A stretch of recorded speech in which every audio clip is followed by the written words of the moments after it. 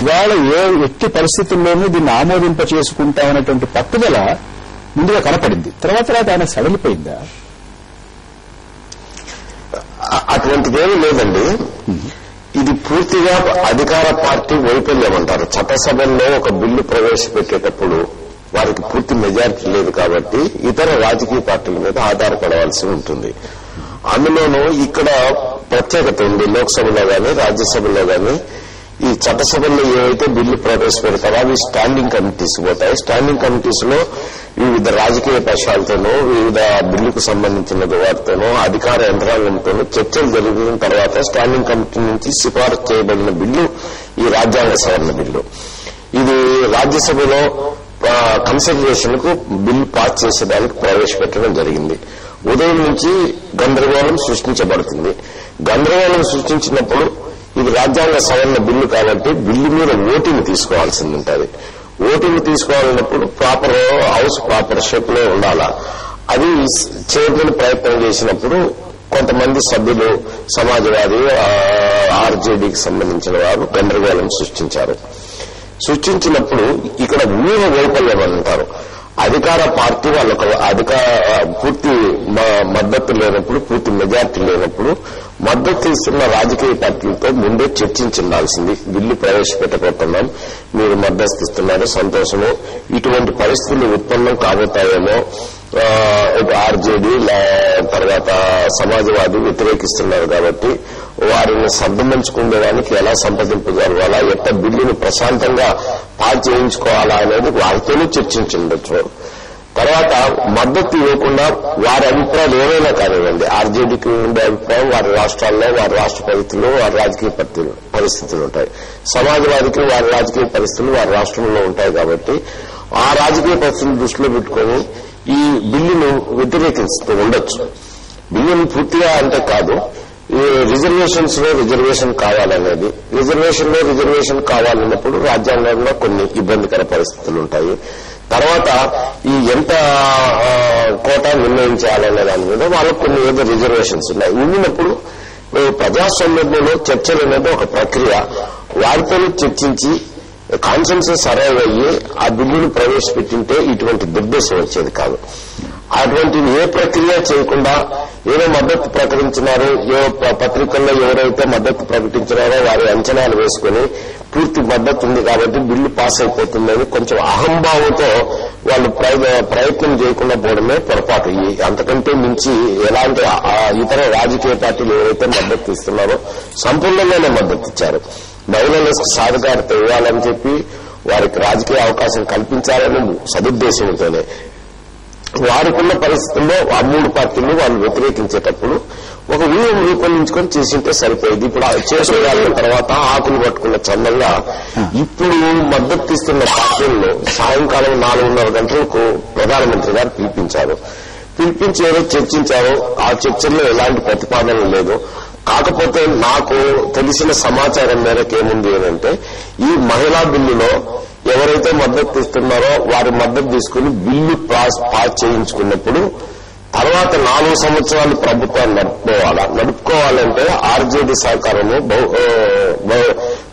మన సమాజ్వాదీ పార్టీ సహకారము మద్దతు అవసరం ఉంటుంది కాబట్టి వారిని పూర్తి వైరుధ్యం చేసుకోలేక వారితో ఇప్పుడు చర్చించాలనుకుంటున్నారు.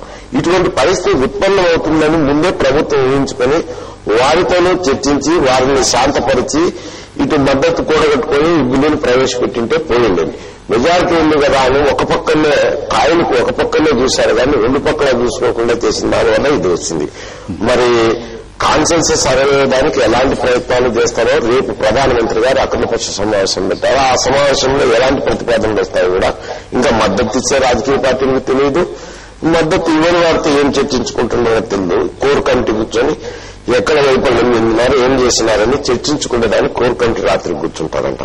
ఇది పూర్తిగా ఇది బిల్లు ప్రతిపాదనకు మద్దతు ఇచ్చే వాళ్ళు లేక కాదు, పూర్తి సహకారం ఉంది, పూర్తి మెజారిటీ ఉంది. రాజ్యాంగబద్ధంగా 2/3 మెజారిటీ రావాలా సభలో హాజరైన సభ్యుల్లో, అటువంటి మద్దతు ఉంది. 200 మంది సభ్యుల మెజారిటీ ఉంది. అన్ని రాజకీయ పార్టీలు సిన్సియర్ గానే మద్దతు తెలిపారు. కాకపోతే వారి వ్యూహ వైఫల్యము, వాళ్ళ ఆలోచన సక్రమంగా చేసుకోకపోవడము, పకడ్బందీ ప్రణాళిక లేకపోవడం వల్లనే ఈ బిల్లు ఈ దినం పాస్ కాలేకపోవడానికి కారణం ప్రత్యేకంగా. నర్సిరెడ్డి గారు, మీ అనుభవంతో ఒకసారి చూస్తే ఇది రేపు గాని ఎల్లుండి గాని కనీసం ఈ సెషన్ లో అయినా దీని విముక్తి లభించే అవకాశం మీకు కనపడలేదు? ఈ దినం పాస్ అయి ఉండేదండి. వారికి భవిష్యత్తులో రాబోయే రాజకీయ పరిణామాల్లో, అంటే ఫైనాన్షియల్ బిల్ ఉంది, ఇమీడియట్ గా బడ్జెట్ లో పాస్ కావాల్సిన ఫైనాన్షియల్ బిల్ ఉంది. ఫైనాన్షియల్ బిల్లుకు ఒకవేళ సిపిఎం బీజేపీ మద్దతు ఇస్తే ఈ సంవత్సరం బడ్జెట్ వరకు పాస్ చేసుకోవచ్చు. కానీ ప్రభుత్వాన్ని నడపాలంటే కొంత సహకారం అవసరం ఉంది. అవి ఈ బీజేపీ మీద లెఫ్ట్ పార్టీస్ మీద మద్దతు కలిపి చేసుకునే అవకాశం వారికి ఏమాత్రం లేదు. యూపీఏ ప్రభుత్వానికి యూపీఏ వారి భాగస్వామ్యంలోనే చర్చించుకోవాల్సి ఉంటాయి, వారు చేసుకోవాల్సి. అందువల్ల ఏదైనా కానీ రాత్రి కొంచెం కాన్సెన్సస్ అరైవ్ అయ్యి రేపు ప్రధానమంత్రి సమావేశంలో ఒక అవగాహనకు వచ్చి పాస్ అయితే ఈ బిల్లు రేపు పాస్ కావాలా, కాకపోతే కొద్ది కష్టాలు ఉంటాయి ఈ బిల్లుకు. నరసింహారెడ్డి గారు మాతో చర్చ చాలా విషయాలు వచ్చాయి. మీ అభిప్రాయం తెలియజేసినందుకు ధన్యవాదాలు.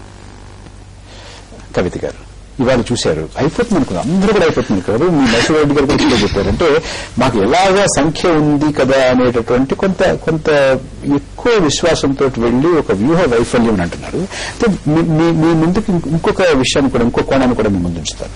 అంటే ఇది పెట్టినట్టు ఉండాలి, అవ్వకుండానే ఉండాలి అనేటటువంటి ఏదైనా ఒక చిన్న కుట్ర కూడా మీ వెనకాల ఏమన్నా ఉంది? నాకు అలా అనిపిస్తుందండి. అంటే నాకు పెద్దగా రాజకీయ అనుభవం లేదు, కాకపోతే యాజ్ ఎ జనరల్ నాలెడ్జ్ గా లేదా ఒక కామన్ సెన్స్ తో కనుక ఆలోచించి చూస్తే ప్రతి మహిళ ఇప్పుడు నిజంగానే ఇవాళ వస్తుందని అనౌన్స్ చేసిన దగ్గర నుంచి చాలా హ్యాపీగా ఉన్నారు. హ్యాపీగా అంటే చాలా పాజిటివ్ థింకింగ్ లో ఉన్నారు. అదే టైంలోని వీళ్ళు చెయ్యకపోవచ్చు అనేది కూడా 90% మహిళల్లో ఉందండి. అంటే ఒక వాదన ఏమి వినిపిస్తోందంటే, ఇది గనక ఇవాళ గాని రేపు గాని ఇది ఆమోదం పొందితే దీని వల్ల వచ్చేటటువంటి రాజకీయ ప్రయోజనం అంతా కూడా కాంగ్రెస్ పార్టీకి, సోనియా గాంధీ గారికి వెళ్ళిపోతుంది. అంచేది ఇది ఇప్పుడు కాదు, తర్వాత చేసుకుందామని నెమ్మదిగా మీరు కావచ్చు, భారతీయ జనతా పార్టీ కావచ్చు, మరొకరు కావచ్చు ఇది ఇవాళ ఆమోదం పొందకపోయినా పర్వాలేదు అనేటట్టు ఒక సడలింపు ఏమన్నా, చిన్న సడలింపు ఏమన్నా వచ్చిందా సంకల్పంలో? అలాగే కనిపిస్తుంది కదండి. ఎందుకంటే ఎక్కువ ఇక్కడ ఏం జరుగుతుందంటే ఈ పొలిటికల్ బెనిఫిట్స్ కోసమే చూస్తున్నారు, కానీ నిజంగానే ఈ మహిళా బిల్లు పాస్ చేయాలి, మహిళల్ని నిజంగానే లోక్సభలో గాని లేదా రాజ్యసభలో గాని కూర్చోపెట్టాలి, ఎక్కువ మందికి సీట్లు ఇవ్వాలి అనేది నాకు తక్కువ ఛాన్సెసే కనిపిస్తున్నాయండి. ఎందుకంటే మీరన్నట్టుగా ఓకే ఇప్పుడు వీళ్ళు చేస్తే వీళ్ళకి బెనిఫిట్ అవుతుంది, సో ఇది మనం అడ్డుకున్నామంటే గనక అంటే కనపడకుండా అదేనండి. సో వెరీ టాక్ట్ఫుల్లీ అన్నమాట. సో ఏది ఎలాగున్నా కూడా అంతం చూడండి, ఏ రాయితే ఏంటి పళ్ళు ఊడగొట్టుకోవడానికి కానీ ఏ కారణాలైనా సరే, but it is a loss for the women only. ఎప్పటి నుంచో ఇన్ని సంవత్సరాల నుంచని, అది ఇవాళ 100th year ఒక ఉమెన్స్ డే మనం సెలబ్రేట్ చేసుకుంటున్నామంటే ఎక్కడున్నాము? అక్కడే ఉన్నాము. 100 సంవత్సరాల వెనకాల ఎలా ఉన్నామో ఇప్పుడు అలాగే ఉన్నాము. నాకు తెలిసి నాకేమో ఒక్క అడుగు కూడా పైకి వెళ్తున్నట్టు నాకు అనిపించడం లేదు. ముఖ్యంగా మనం చూస్తున్నాం ప్రతి ఫీల్డ్ లోని, నేను రాజకీయం అని చెప్పడం లేదండి, మీరు ఏ ఫీల్డ్ తీసుకున్నా కూడా ద మేల్ డామినేషన్ అనేది క్లియర్ కట్ గా కనిపిస్తుందండి. ఇప్పుడు ఒక చిన్న విరామం తీసుకుందాం, మరొక విరామం తీసుకుందాం. విరామం తర్వాత బిల్లును అంటే ఈ రూపంలో వ్యతిరేకించేటటువంటి వారు చెప్తున్నటువంటి వాదనలో ఎంత బలం ఉంది, ఎంత సహేతుకత ఉంది అనే దాని మీద కూడా దృష్టి సారిద్దాం.